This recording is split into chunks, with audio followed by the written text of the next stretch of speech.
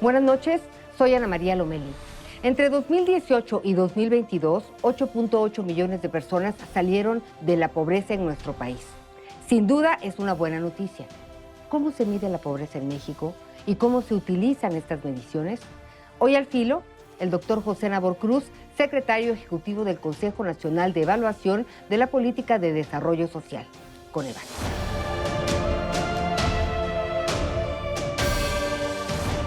Doctor, gracias por estar con nosotros. Estimada Ana María, muy buenas noches. Un gusto platicar nuevamente contigo y todo tu auditorio. A ver, doctor, para entender la trascendencia de esta información que ustedes brindaron en su último informe, en su más reciente informe, sobre la medición multidimensional de la pobreza, ¿qué debemos entender por pobreza en nuestro país?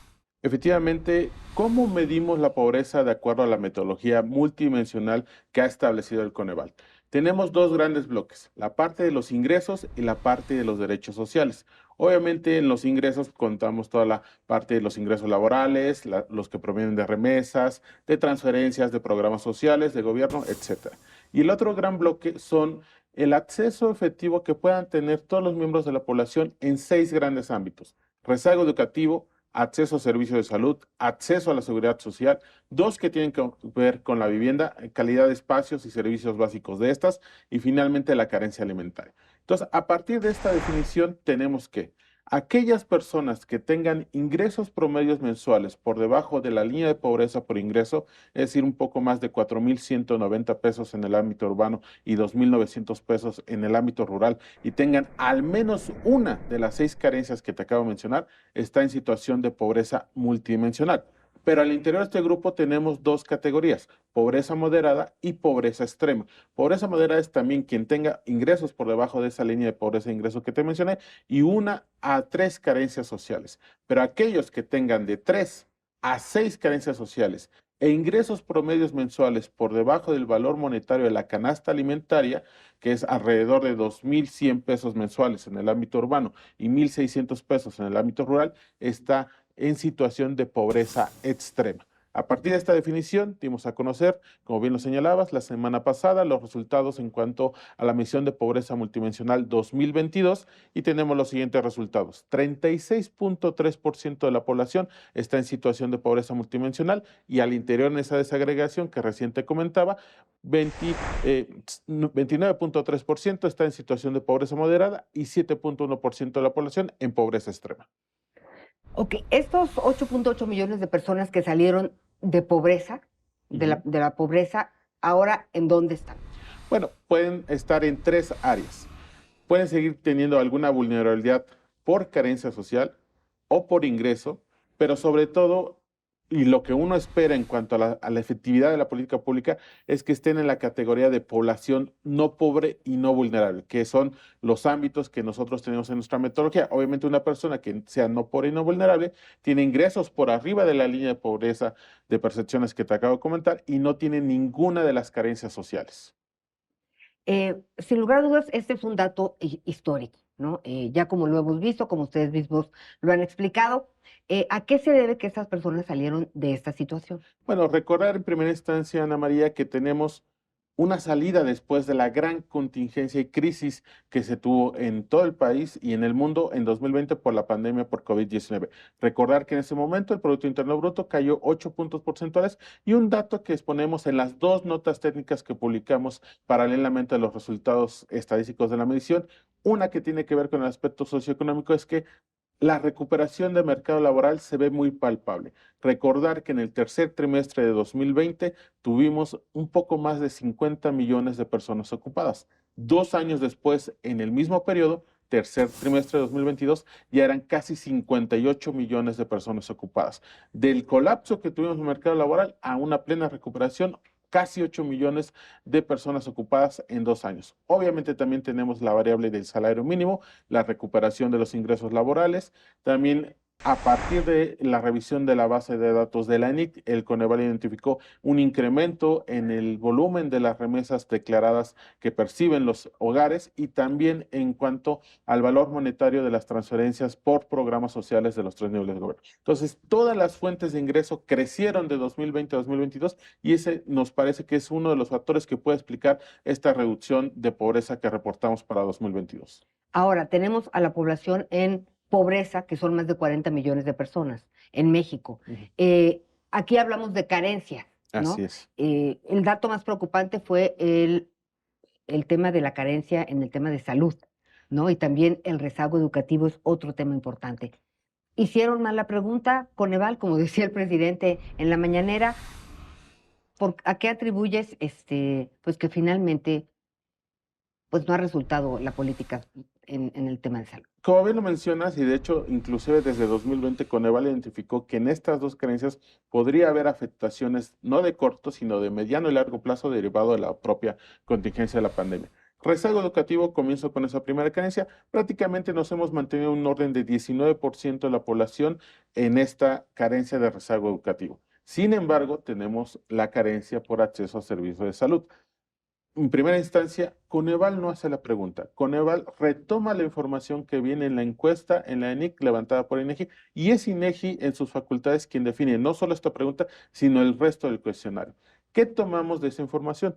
Se pregunta a la población si tiene alguna afiliación a un servicio de salud público o privado.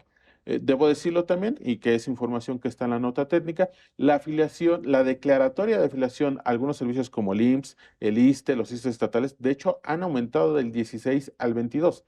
¿Dónde se tuvo una contracción? Pues en aquellas personas que en 2018 declararon tener una afiliación al Seguro Popular, que rondaba el 42% de la población, eso se redujo a un 13% en 2022 para aquellas personas que declararon tener conocimiento de tener el derecho a los servicios de salud del INSABI, que en ese momento todavía existía. Sabemos muy bien que en el 23 hubo un cambio de estrategia gubernamental y se estableció el INSS Bienestar para las entidades estatales. Y aprovecho para comentarte que justo hace aproximadamente un mes Coneval hizo público un estudio diagnóstico sobre el derecho a la salud.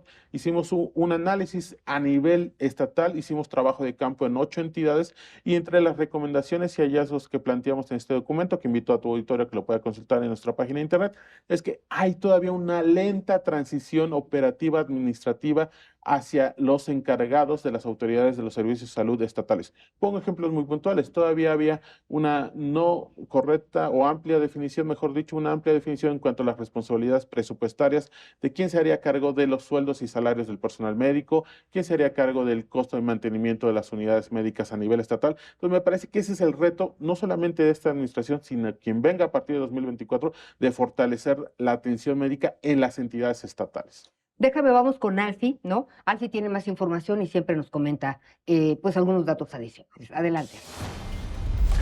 Hola, soy Alfie. Coneval realiza la medición de la pobreza cada 2 años a nivel nacional y por entidad federativa y cada 5 años a nivel municipal. México fue el primer país en tener oficialmente una medición multidimensional de la pobreza, un ejemplo de innovación en el mundo por su aportación a la cultura de la evaluación de la política de desarrollo social. Doctor, con toda esta información, ¿no? Pues el Coneval es responsable de monitorear las políticas públicas. ¿A quién le dan esta información? ¿Quién la toma? ¿No?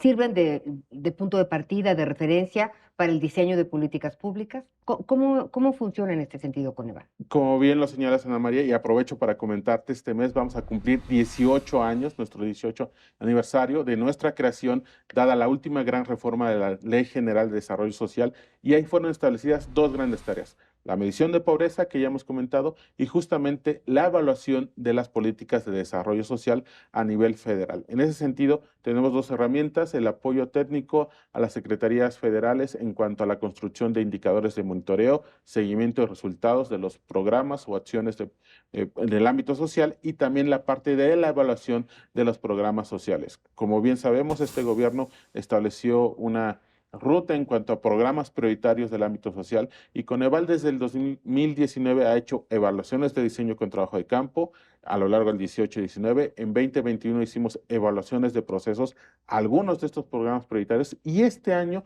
vamos a realizar evaluaciones de impacto para algunos programas como Becas Benito Juárez. También estamos apoyando una evaluación de impacto para el programa Sembrando Vida. Entonces, el Coneval recoge toda esa información y se la proporciona evidentemente a los responsables de estos programas, a los propios secretarios del ámbito federal, para que puedan tener la información y a partir de ahí reestructurar sus programas a través de un mecanismo que denominamos aspectos susceptibles de mejora.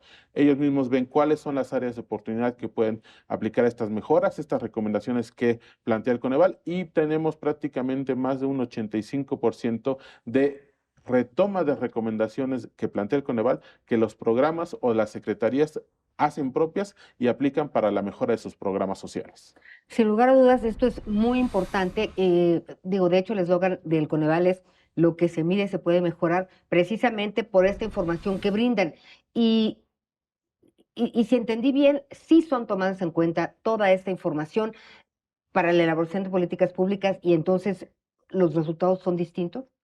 Efectivamente, de hecho, cuando Coneval realiza una evaluación y publica los resultados, insisto, invito a tu auditorio a que lo pueda consultar en nuestra página de internet, también viene un documento donde se pone el posicionamiento institucional de cada secretaría federal en la cual es el responsable del programa. Y en ese documento las secretarías exponen regularmente qué recomendaciones toman de inmediato, qué recomendaciones van a analizar, y a partir de ahí se puedan plasmar en sus reglas de operación o en los lineamientos de los programas las recomendaciones que sugiere el Coneval. Entonces, es información pública y afortunadamente se puede constatar que la gran mayoría de las recomendaciones de estas evaluaciones, no solo de este sexenio, sino los anteriores, han sido retomadas en la mayoría de los casos por los responsables de los programas sociales. Bueno, 18 años, pues ya es la mayoría de edad, doctor Nabor Cruz, y pues tú prácticamente llegaste al Coneval en el 2018. ¿No? La medición multidimensional de la pobreza nos ayuda realmente a erradicar la pobreza, a trabajar realmente pues, por quienes más lo necesitan.